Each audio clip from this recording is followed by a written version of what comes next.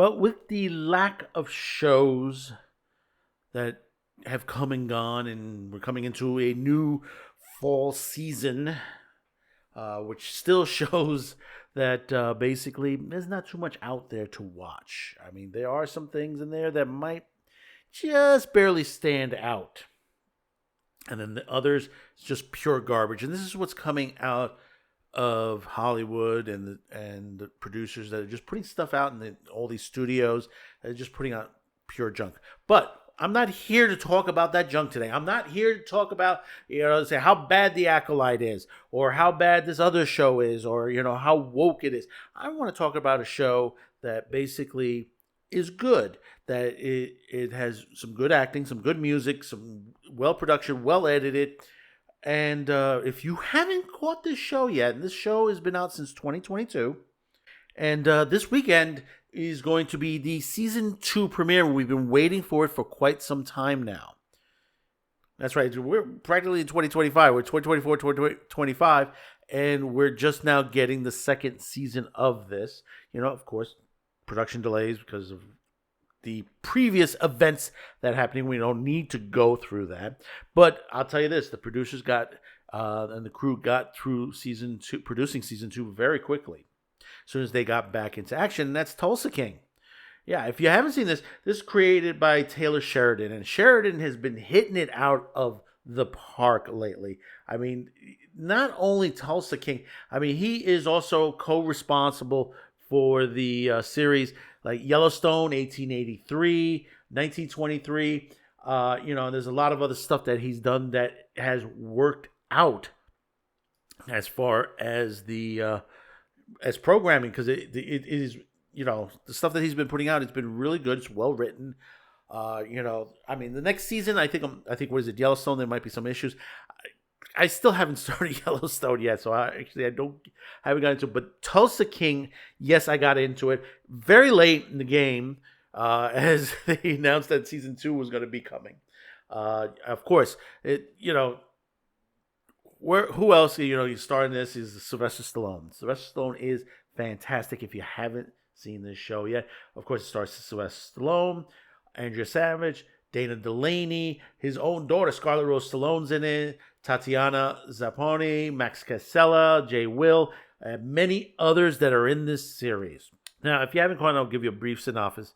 It's basically a New York mafia capo named Dwight the General Manfredi. What a great name for capo, the general. And that's what he is. He's able to march his troops. And this is why it works so well, because his attitude toward this. He's released from prison after 25 years and is exiled by his bosses to set up business in all places, Tulsa, Oklahoma. It sort of has sense of, if you remember Lilyhammer a while back from Netflix, which was a good series. It was, it doesn't stand out like this does, but was also a very good series about a mafia don that is not in his own climate, his own, where he's used to. I mean, even the characters. I mean, when he gets to Tulsa, there's a lot of, between Tyson and Grace and Bodie and Babe. Babe, played by great Barry Corbin on there. And, and many other characters that are in this series. I mean, the characters make the story. I mean, I always tell you, the villains always make the story. But if you have a good cast and you create some characters that are very memorable, you'll have a good series. And that's what this is. It is a very good series on there.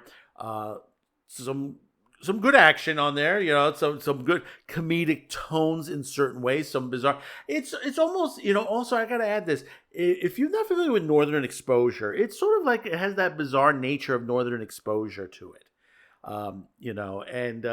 If you haven't seen Northern Exposure, I think it just hit back on. I think it's just starting on one of the streaming sites right now at the moment.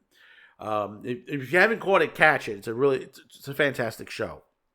But it's like, being out of your elements into a new place that you've never been before, and you have to try to adjust yourself to the surroundings, and that's what happens here. Stallone as Manfredi plays it well at what's going on and how he's building a criminal empire in Tulsa, Oklahoma. And of course, you have your villains in this one too. You have Richie Coster, who played Kalen Waltrip, which he was very good as the biker gang leader. That was really done. But now we got season 2. Season 2 is around the corner, and you got Frank Grillo coming in to play one of the villains. It's supposed to be three separate villains in this season. Frank Grillo is one of them. I think it's going to be real hot this season, and it's this weekend. Now, the reason why we bring this up, and the reason why, and we bring it up today, and especially pay attention when this hits, because on September 13th, starting on 12 noon Eastern on YouTube, on the Paramount Plus site. Okay, you got to look for it. We'll try to link it below us here. If you haven't caught this, if you didn't catch the CBS replay, because this played on CBS, it just ended the past week on CBS. They played all the episodes. On the 13th, free on YouTube, you'll be able to see the entire season 1 as a marathon on Paramount Plus's YouTube channel. That's right, folks. Starting 12 noon Eastern on Paramount Plus on YouTube.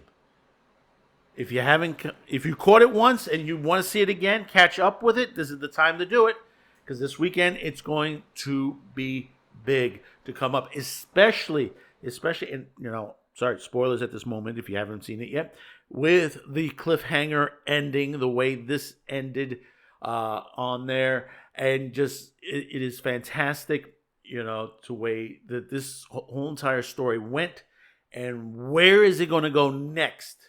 Where is the Manfredi Empire going to go at this point, with all these cast of characters of the most unusual group of criminal empire that you will ever see, probably on broadcast television, because this is fantastic. Like I said, Stallone is superb, plays this to the T. His character is just fantastic. It's well worth the watch. We hope season 2 is going to be a big hit, and the way the trailers have been going, I think it will. See, this is what we want, Hollywood. This is what we want from our networks, we want from our streaming sites. Good broadcast television, good movies, good specials. This is what we want. Not the junk that's been out there. And, and people criticizing it, that of not this, but other shows, for example, The Acolyte, they say, it's all racism and stuff like that. No, if you wrote a show that's garbage, it's garbage. Garbage in, garbage out.